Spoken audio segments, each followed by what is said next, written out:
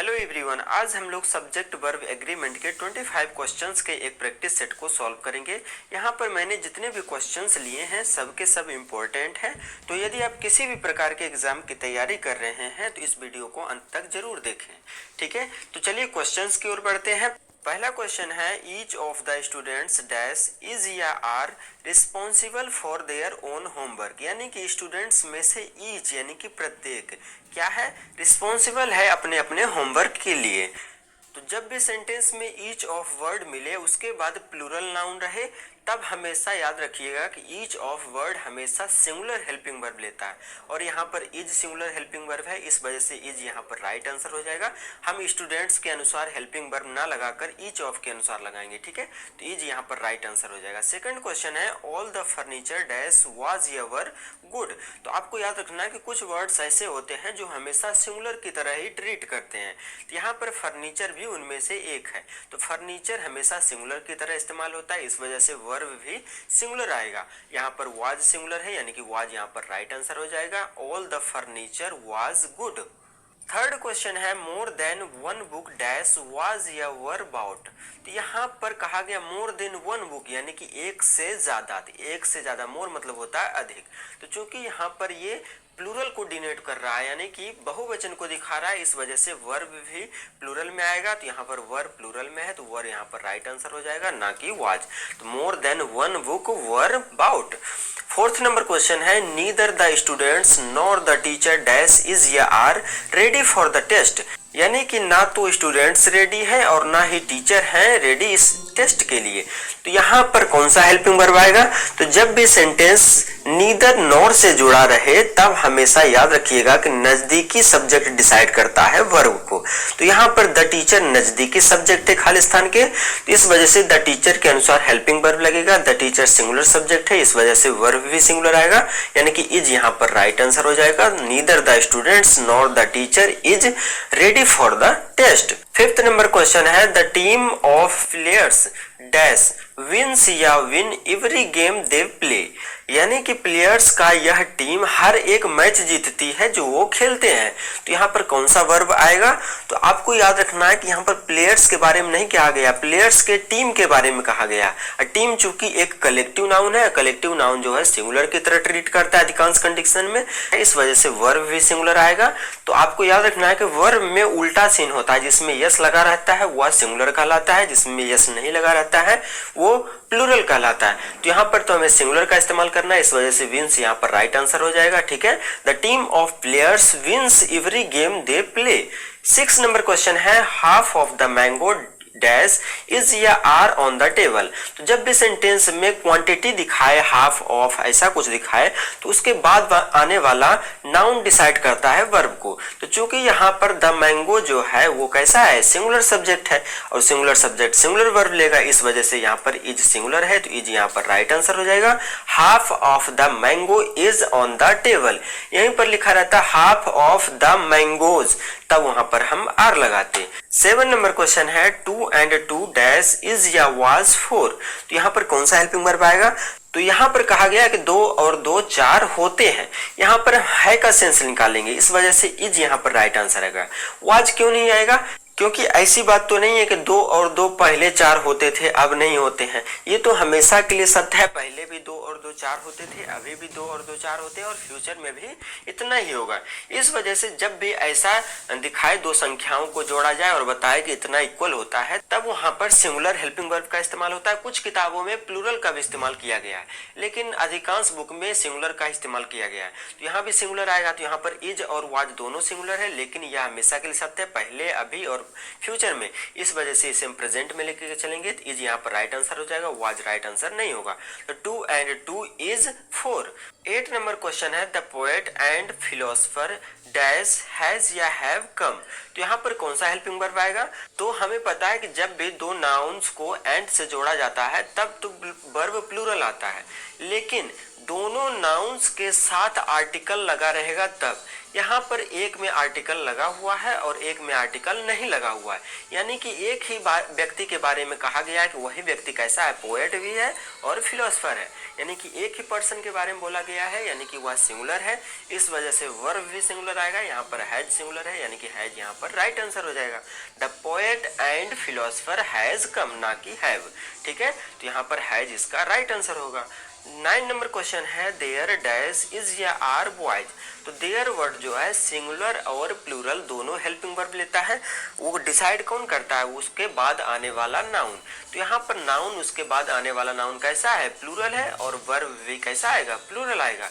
इस वजह से वॉइज के अनुसार से हम आर लगाएंगे, तो आर यहाँ पर राइट आंसर हो जाएगा, there are boys. 10 number question है मैथमेटिक्स डैश इज या आर माई फेवरेट सब्जेक्ट। तो मैथमेटिक्स जो है मेरा फेवरेट सब्जेक्ट है। तो यहाँ पर भले ही मैथमेटिक्स में यस लगा हुआ है, लेकिन यह एक सब्जेक्ट है, और एक सब्जेक्ट होने की वजह से यह एक सिंगुलर है, और सिंगुलर सब्जेक्ट सिंगुलर वर्ब लेगा, यानी कि इज यहाँ पर राइट आंसर हो जाएगा, mathematics is my favourite subject. 11 number question है द शीप डैश इज या आर या were grazing in the field yesterday. यहाँ पर कौन सा हेल्पिंग वर्ब आएगा, तो शीप वर्ड ऐसा है जिसका सिंगुलर और प्लूरल सेम होता है, यानी कि यदि हम सिंगुलर में भी इस्तेमाल करेंगे तो शीप ही लिखेंगे, और प्लूरल में भी इस्तेमाल करेंगे तब भी हम शीप ही लिखेंगे। तो यहाँ पर कैसे डिसाइड होगा, तो यहाँ पर डिसाइड करने के लिए एक टाइम दिया हुआ है, और टाइम के लिए तो हम पास्ट टेंस का इस्तेमाल करते हैं, इस वजह से इज या आर तो इस्तेमाल होगा नहीं, यहाँ पर पास्ट का टाइम है वर, तो वर यहाँ पर राइट आंसर हो जाएगा, the sheep were grazing in the field yesterday, ठीक है। 12 नंबर क्वेश्चन है water and oil dash do और डज नॉट मिक्स। तो पानी और तेल जो है मिक्स नहीं होते हैं, कहने का सेंस ये है। तो जब भी टू डिफरेंट थिंग्स दिया रहे और उसको एंड से जोड़ा जाए, एंड कंजक्शन से, तब वहां पर प्लूरल हेल्पिंग वर्ब आता है। तो यहाँ पर प्लूरल कौन सा है, यहाँ पर प्लूरल है डू, क्योंकि जिसमें यस या ईएस नहीं लगा रहता है वर्ब में, वो प्लूरल कहलाता है। तो यहाँ पर डू यहाँ पर राइट आंसर हो जाएगा, water and oil do not mix. चलिए 13 क्वेश्चन की ओर बढ़ते हैं। 13 नंबर क्वेश्चन है एवरीवन डैश हैज या हैव फिनिश्ड देयर असाइनमेंट। तो एवरीवन वर्ड जो है वो सिंगुलर की तरह ट्रीट करता है, इस वजह से वर्ब भी सिंगुलर आएगा, यानी कि हैज यहाँ पर सिंगुलर है, तो हैज यहाँ राइट आंसर हो जाएगा, everyone has finished their assignment. 14 number question है each of the cakes dash is या आर डिलीशियस। तो each of the cakes, cakes में से ईच यानी कि प्रत्येक, प्रत्येक मतलब कि सिंगुलर, सिंगुलर यानी कि हेल्पिंग वर्ब भी सिंगुलर, तो इज यहाँ पर राइट आंसर हो जाएगा, क्योंकि इज भी सिंगुलर है। Each of the cakes is delicious. 15 number question है a lot of sugar dash has या हैव बीन स्टोलन। तो जब भी a lot of, plenty of, ऐसे कुछ इंडेफिनिट प्रोनाउन रहे, यानी कि क्वांटिटी दिखाने को जो जिसका उपयोग किया जाता है, उसके बाद आने वाला नाउन डिसाइड करता है वर्ब को। यहाँ पर शुगर वर्ड जो है वो अनकाउंटेबल नाउन है, और अनकाउंटेबल नाउन को सिंगुलर माना जाता है, इस वजह से वर्ब भी सिंगुलर आएगा, यानी कि हैज यहाँ पर राइट आंसर हो जाएगा, क्योंकि हैज सिंगुलर है और हैव प्लूरल है। 16 नंबर क्वेश्चन है $20 डैश इज या are too much for this item. यानी कि $20 जो है इस आइटम के लिए पर्याप्त है, बहुत ज्यादा है। तो चूंकि यहाँ पर $20 यहाँ पर भले ही यह प्लूरल की तरह दिख रहा है, लेकिन यह अमाउंट जो है एक निश्चित अमाउंट है, यानी कि इसमें अमाउंट की मात्रा को तय कर दिया गया है, कितना अमाउंट है, तो $20। इस वजह से जब अमाउंट को निश्चित कर दिया जाए तब वहां पर वर्ब हमेशा सिंगुलर इस्तेमाल होता है। तो यहाँ पर वर्ब है सिंगुलर इज, तो इज यहाँ पर राइट आंसर हो जाएगा, $20 is to much for this items. Question की ओर बढ़ते हैं either of the options dash is या आर एक्सेप्टेबल। तो ऑप्शंस में से ईदर, ईदर जब भी वर्ड मिले, ईदर ऑफ, केवल ईदर ऑफ मिलना चाहिए, ईदर और नहीं। तो ईदर ऑफ वर्ड हमेशा सिंगुलर हेल्पिंग वर्ब लेता है, और यहाँ पर सिंगुलर हेल्पिंग वर्ब है इज, यानी कि इज यहाँ पर राइट आंसर हो जाएगा, either of the options is acceptable. 19 number question है neither of the answers dash is या आर करेक्ट। ईदर ऑफ की तरह ही नीदर ऑफ भी हमेशा वर्ब कैसा लेता है, ये भी हमेशा वर्ब सिंगुलर लेता है, यानी कि इज यहाँ पर भी राइट आंसर हो जाएगा, neither of the answers is correct.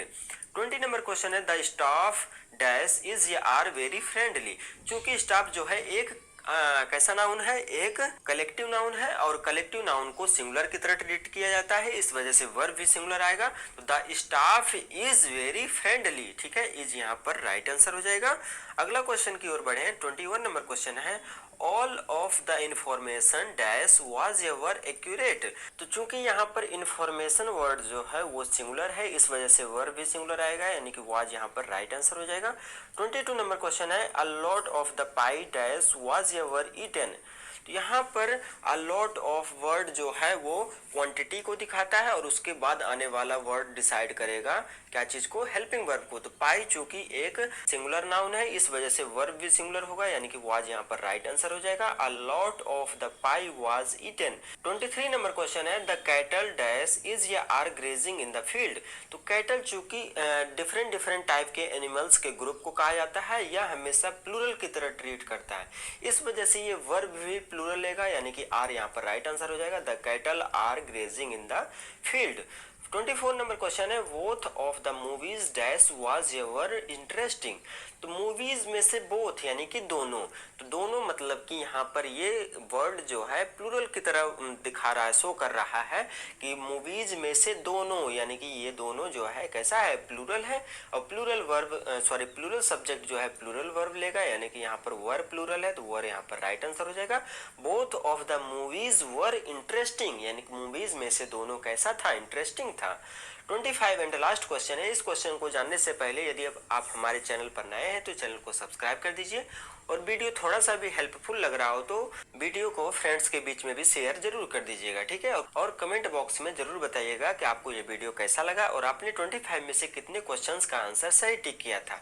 25 number question है the voice of the singers, यानी कि सिंगर्स का वॉइस।